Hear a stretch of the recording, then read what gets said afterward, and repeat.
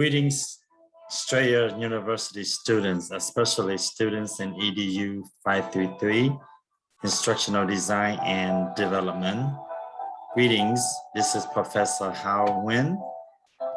I am here to give you instructional guidance on what you need to do for the next 11 weeks. So please follow with me.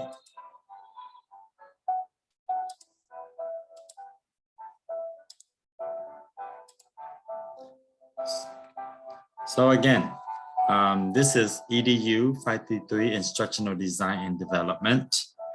So this course will enable you as instructional designs or developers with plethora of opportunities to look into systemic processes of effective instructional design. So you can create instructional and training products for targeted audience. The contents in EDU 533 includes instructional design process and models such as the ADDIE framework. And ADDIE framework stands for assessment, design, develop, implement, and evaluate. So as an instructional design, you need to be familiarized with the ADDIE framework, which starts with the analysis of a need. Then after that, you need to design a possible pilot program. After you design, you have to develop. Here you have to create a prototype. So then you implement. After you implement, and you have to evaluate the success of the pilot program that you design and develop in stage 2 and 3.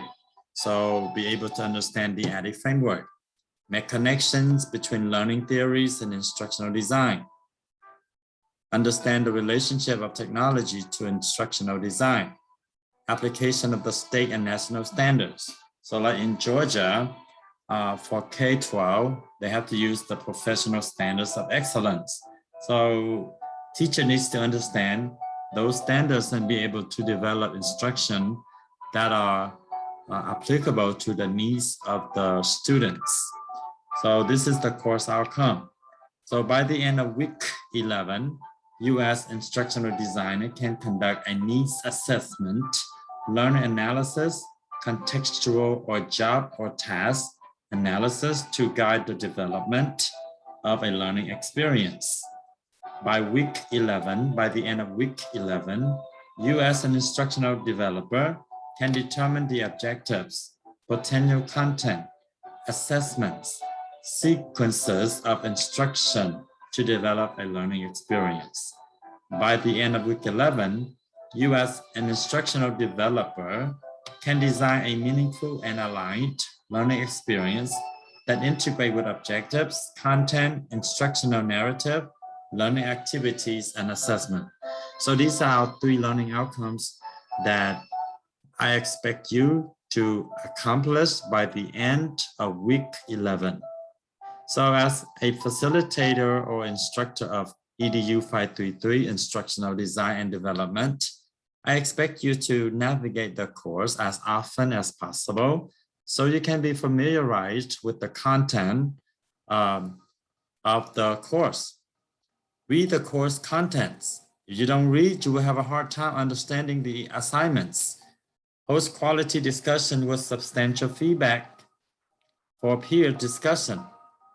Post assignments on time. This is one component that I have observed in my 6+ years of teaching at Australian University. Students often wait until the last minute and trying to write without any planning. So then they don't submit a quality assignment. So make sure that you post the assignment on time. And remember, by all means necessary, if you submit any assignments after 14 days of the due date, you will incur a 50% deduction. And after 21 days, as a professor, I don't have to accept your late assignment if you do not post within the 21st day period. So after the 21st day, I will not accept your assignment. And if I do accept, that will be at my discretion. So this policy has been in place to ensure that students follow the guidance and expectation to submit their work in a timely manner. Plan for writing. You need to plan for writing. Many students do not plan. They just go on and start writing towards the end of the week. Well, you are not going to do a good job if you don't start planning for writing in the early days of the assignment.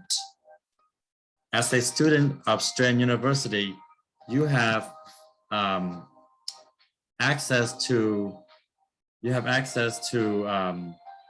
tutor.com and Grammarly. So you have access to tutor.com and Grammarly. So use these two resources to support your writing, to support your instructional need for writing or for completing any task at Strand University. So tutor.com and Grammarly. So these are the tasks that you need to do for week 1. Read chapter 1 in chapter 14. Chapter 1 focuses on introduction to instructional design. Chapter 14 focuses on instructional theory. So you need to focus on these chapters. Look at the project preparation. You as a student in EDU 533 will have to write a project. So the project is a process and it has many components. So you need to start, the first component is think of a topic, okay? Think of a topic and be able to select the topic. Post your discussion. So you need to post your discussion with quality. All right, then you need to have a peer response. You need to make sure that you respond with substantial evidence, substantial information from the chapter 1 and chapter 14. Then you need to prepare for week 3. In week 3, you have to do what you call a peers review. So you will review one of the peers' work. So I will assign the peer, or if you have a preference, you can send me an email of the students who you want to work with, and I will make that accommodation. So the needs analysis assignment in week 3 is worth 90 points. And when you do the peers review, try to submit your own work by Friday, so the other peers have an opportunity to review your work and send it in by Sunday.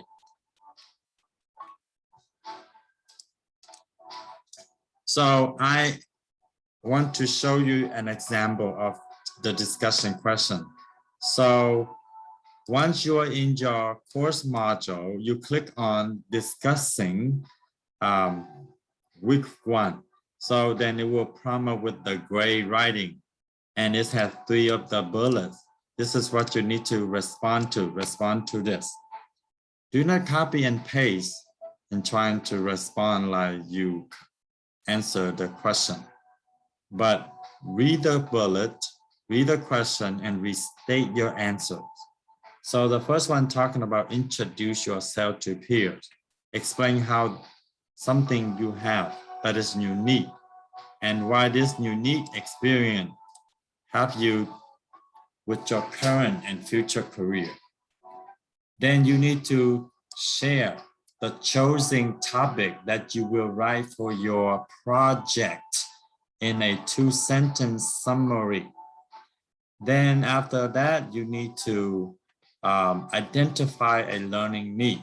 What is that you as an instructional designer see that a student or a particular group of students or a school has a learning need, and you need to identify that. So a learning need can be teachers cannot use technology effectively, or teachers do not know how to use assessment to guide their instruction. So what is the learning need that you want to teach a particular group of students? Remember, you as an instructional designer, you design instruction to have teachers. You design to have teachers. Teacher learn from your course and go back and teach their students. Okay, so you need to identify a learning need and who will be your target. Okay, explain why you need, you believe this need can be accessed effectively by instructional intervention. So again, Lisa goes to school and Lisa has a problem, but her teacher doesn't know what problem it is unless the teacher gives Lisa an assessment. From that assessment, the teacher can use the data to identify the learning need. Then the teacher's target audience is Lisa, and the teacher will explain why she do this. So as you can see here, I have posted an example of the discussion question. First, I introduce myself. So I introduce myself. Then I talking about the selection topic, and I discuss the learning need, the target audience, and the instructional intervention, and I highlighted them for you. So this is an example of a quality response. Okay, this is an example of a quality response. All right, so read this for yourself. So as you can see here, the topic selection for my project will be making e-learning authentic, relevant, and personal for diverse learners. So the target audience for my project will be diverse learners of all ages. Then, so because, and I believe, I decided to work on this topic because e-learning was here, is here, and will be here for as long as we live. So I respond to the question. So you need to be specific, don't be general. You need to make sure that you have keywords. So your peers can read and identify these keywords and be able to respond effectively.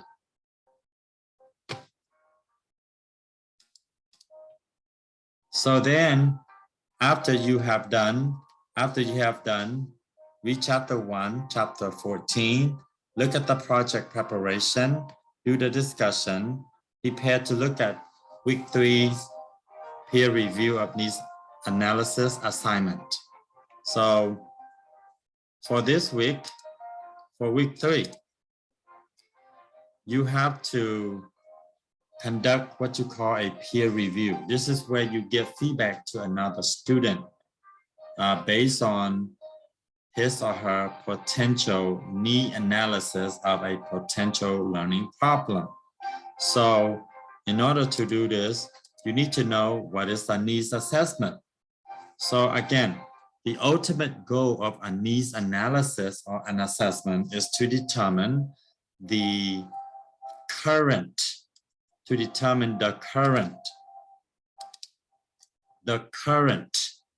and the design outcome. What is the current performance that the learner is doing and the design outcome that you want the learner to have? So then the ultimate goal of a needs analysis is to determine the gap between the two, that learning must occur and that there's a basic for a good training design. So you need to be able to identify the reason why you need to have a needs assessment. So supervisors or managers, now remember, instructional design and development happens everywhere, even in McDonald's. McDonald's, Chick-fil-A, Wendy's, even though these are not educational entity, but they provide training to their workers. So supervisor and managers may approach instructional trainers and designers and request that they conduct a training because of some of the situation or problem that has happened. So for example, a hospital cafeteria is getting a lot of complaint and they need to know why. So maybe they will conduct a need analysis whether the food was not good or whether customer service was not good. So what is the problem? What is the learning target? Who will be the target audience? So although it may be tempting to quickly put together a customer service training program, it would be wiser that manager, supervisor, other stakeholder come together and see if there's really a need. So in order to do this, what you have to do, conduct a needs analysis.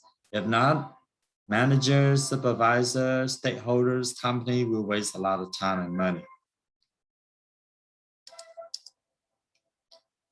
So for the peer preparation, you need to do a review of each other work for the needs analysis. So again, in week number 4, you have to submit a paper. You need to submit a paper. Your paper can range from 2 to 4 pages long. All right. So for this paper, you need to discuss the learner characteristic. This is the demographic. All right. Basically, you have to identify a problem. Why there's a need for you to conduct a needs assessment. And from the needs assessment, you're trying to come up with a learning objective, a learning goal. And then you design a pilot for the student to learn. And then you implement and evaluate. So before you can design, before you can implement and evaluate, you have to conduct what you call a needs analysis. But who will be your target audience? It could be teachers, it could be principal, it could be the students, or who so and so. So make an effort to read this assignment. So this will be done in week number 4. But before you do week number 4, you need to have a draft. You need to have a draft. So you submit your draft in week number 3. So your peers will look at your draft based on this assignment. Then your peer will use this document, this assignment template to give you a feedback. So if you identify a learning need, then your peer can mark a check and provide certain feedback. What is the cost of this learning need? Well, the cost can be the learners do not have adequate time to study. Okay, so what is the category of need? Is this serious? Is this a light need or intermediate? So what category of need is this? All right, so you follow this assignment template by using the check mark here, either is met or unmet, and give a feedback to here. All right, so this is what you need to use to do the peer review of needs analysis. So I want you to look into this so you have an understanding of what you need to do for week number 3 and number 4, because you have to do a peer review. Remember, in week number 4, you have to submit a 2 to 4 page of needs analysis, okay, based on an identified need. So a need can be many things. So for example, I am teaching 2nd grade right now. So one of my needs is be able to design instruction that is entertaining while stay focused. So I'm trying to find a way to do that, to keep the student entertained, because they have so many things they have to do. So with the pandemic had happened, they lost so many skills, but now I'm trying to bring them back. So what do I need to do? So I have a problem. that the student cannot stay focused during instructional time. So what do I need to do? Making this fun and while making this more focused. So I have to have a balance. I'm trying to define my learning need. So I'm trying to find my learning need. All right. So then I will create this rationale. I need to explain the rationale. All right. So then I have to explain these components, discuss the learning characteristic. I have to outline my data. So what is my factors that affect the learning need? So what is the reason I'm conducting this needs analysis? What steps do I need to do? So in order to do a needs analysis, I might need to have a consent of the participant. That would be one of my steps. All right. Then I need to pass out the survey.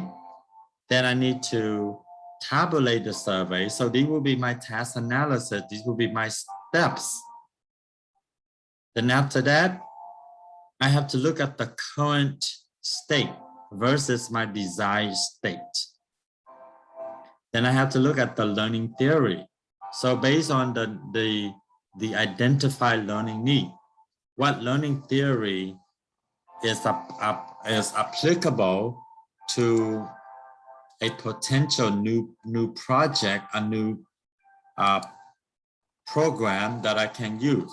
So the learning need can be behavior, or I need to use Piaget learning theory. So what learning need do I need? So based on your investigation, based on your identify learning need, identify a learning theory that best frames the design of your project. So make an effort to go through this slide and your course module. So by the time week 3 comes, you have an idea of what is expected and what you need to do. So by any means necessary, if you have any question, contact me via calls, text, or email whenever you have an instructional need. This is Dr. Nguyen.